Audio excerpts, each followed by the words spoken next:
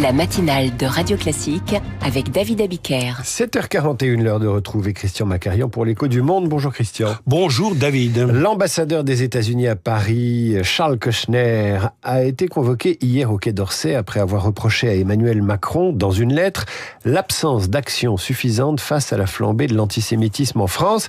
Absent, dit-il, il s'est fait représenter par son chargé d'affaires. Alors, les relations avec les États-Unis sont compliquées sur ce sujet-là. Avec Israël, elles sont exécrables. Expliquez-nous. Alors, il faut d'abord tenir compte de l'augmentation très alarmante des actes antisémites en France, qui est reprochée au chef de l'État, Emmanuel Macron, de manière très injuste. Factuellement, entre janvier et juin 2025, on a dénombré 646 actes antisémites déclarés contre 891 durant la même période de 2024, soit un recul d'une année sur l'autre de 27%. Les faits observés durant l'année 2024 étaient déjà en recul par rapport à 2023. Mais ces chiffres ne doivent pas masquer que le nombre d'actes répréhensibles à l'encontre des individus et des institutions juives a littéralement explosé en France depuis le massacre du 7 octobre 2023 perpétré par le Hamas. En réalité, les auteurs de ces attaques s'en prennent en priorité à des citoyens, à des simples citoyens, comme le rabbin d'Orléans agressé par un adolescent, donc un mineur, en mars dernier.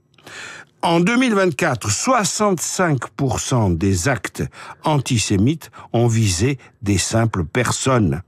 De surcroît, 88 départements ont été touchés, l'étendue est considérable sur le territoire national. Légitimement, donc, le sentiment d'insécurité et d'angoisse est très fort parmi les Juifs de France. Alors, est-ce que ça a ouvert une crise entre Paris et Jérusalem ? C'est plus compliqué.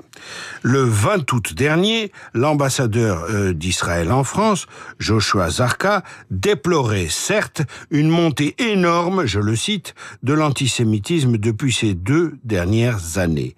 Mais il prenait le soin aussitôt de préciser « Je ne dis pas que la République ne fait rien, la République fait énormément et je n'ai que des bonnes choses à dire sur ce que fait le ministre de l'Intérieur. » Le ministre de l'Intérieur, Bruno Retailleau, ce qui évite évidemment de citer le président de la République. Les deux hommes, Macron et Retailleau, ont d'ailleurs des rapports délicats.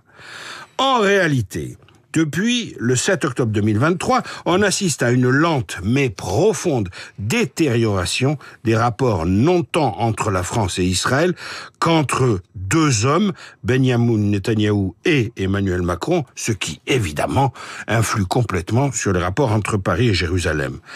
À cet égard, un exemple est très parlant, un épisode est très parlant. Peu après le 7 octobre 2023, le président français s'était rendu en Israël et, en ardent soutien d'Israël qu'il est, Macron avait alors proposé la coalition internationale contre Daesh. Cette coalition il avait proposé d'utiliser la coalition internationale contre Daesh qui a été créée en 2014 et d'étendre les missions de cette coalition au combat contre le Hamas. C'était la manière macronienne d'appuyer le combat aux côtés d'Israël. À cette proposition, il faut dire assez tordue, les Israéliens ont opposé une totale incompréhension. Puis, durant le même déplacement, Macron a affirmé que la stabilité de la région ne sera garantie que si la réponse d'Israël est aussi politique. Alors, politique, entre guillemets, comprendre la reconnaissance d'un État palestinien. Eh bien oui, David. Je cite Emmanuel Macron. Comment donner une réponse politique à la situation en acceptant le droit légitime des Palestiniens à disposer d'un territoire et d'un État qui vivra en paix et en sécurité aux côtés d'Israël, je cite toujours Macron, parce qu'il aura intégré l'existence et la sécurité d'Israël comme une condition première. Et là, sur ce point, rejet total de Netanyahou. Donc on voit bien que Macron marche en équilibriste sur une ligne de crête où il est tout seul. Trop de paroles, trop de concepts.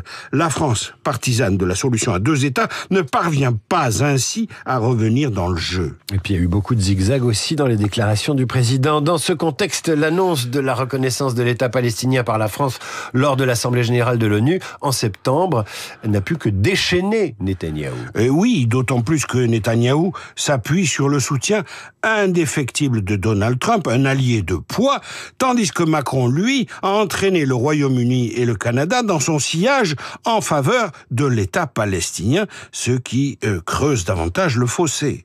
Tout cela nous ramène aux déclarations de l'ambassadeur à Paris, l'ambassadeur américain à Paris. Selon toute vraisemblance, Charles Kushner a été dûment autorisé à s'en prendre au président français. C'était le 25 août, jour de la libération de Paris, obtenue grâce aux alliés américains, une thématique tout à fait trumpienne.